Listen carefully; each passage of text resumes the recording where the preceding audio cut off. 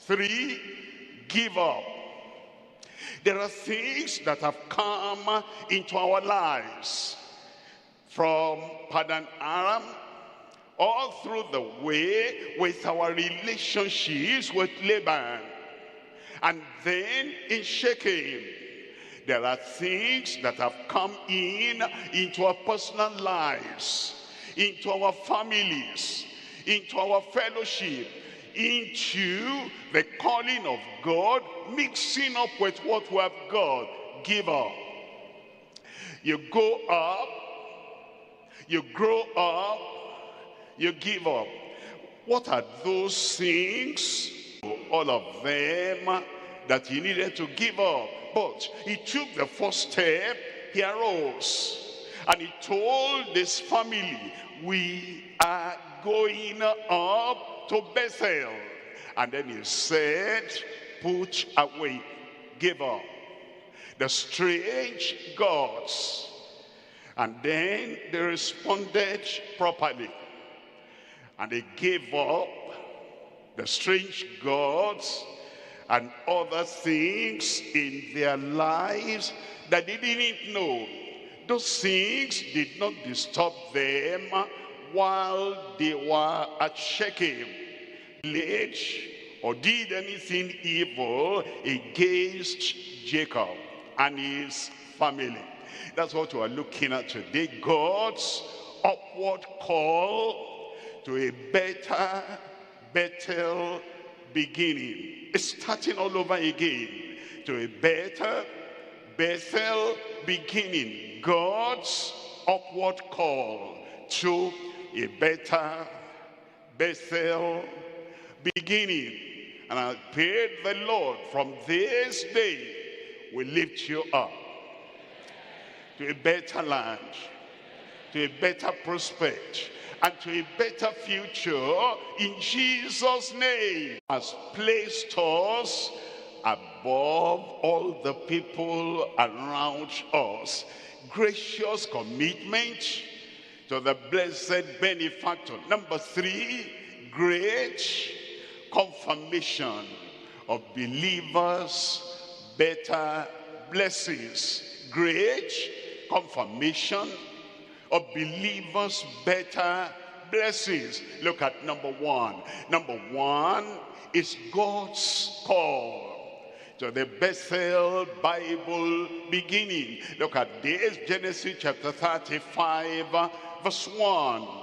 And God said unto Jacob, arise, go up to Bethel and dwell there, and make there an altar unto God that appeared unto thee when thou fleddest from the face of Esau thy brother.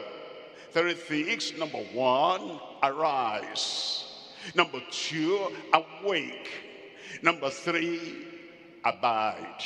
Number 1, arise and go up. Reading from verse 10.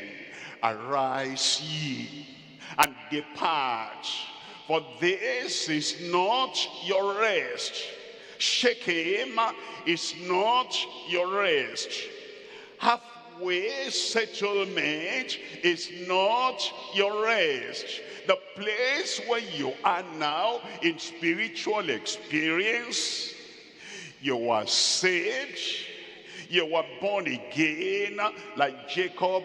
You were alone or married when you were born again. You met the Lord.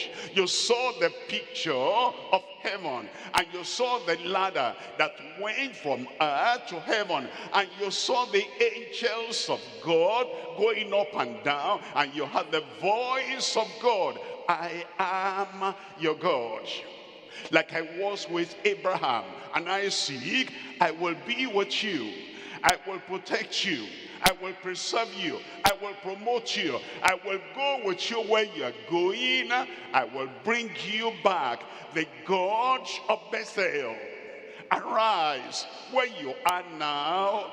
Think about your life. When you met the Lord, the joy of salvation, The peace is salvation.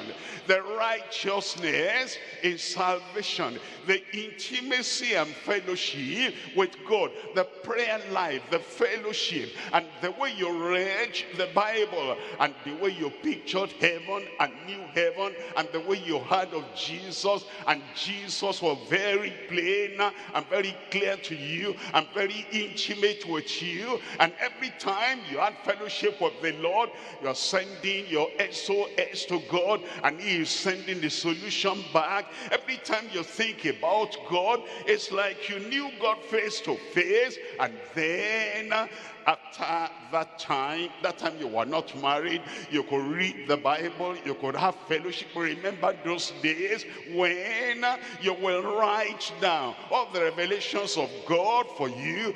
You were at Bethel, and now you're married, now you have children, now business has come in, and trading with Laban is not easy, because Laban is a worldly wise businessman. He will promise now he will change everything and turn everything. And as you look at that, all the things you went through, the temptations, the trial and the trouble, and all the diplomacy of the world and the politics of the house of Laban, everything now changed you. And you began to also manifest some of the tactics and agenda of Laban himself. And then you got married eventually, and some of those people in the extended family now, they hide the image, the idol, and sit down on it, and then they say, Laban, my father, it's unto me like unto women.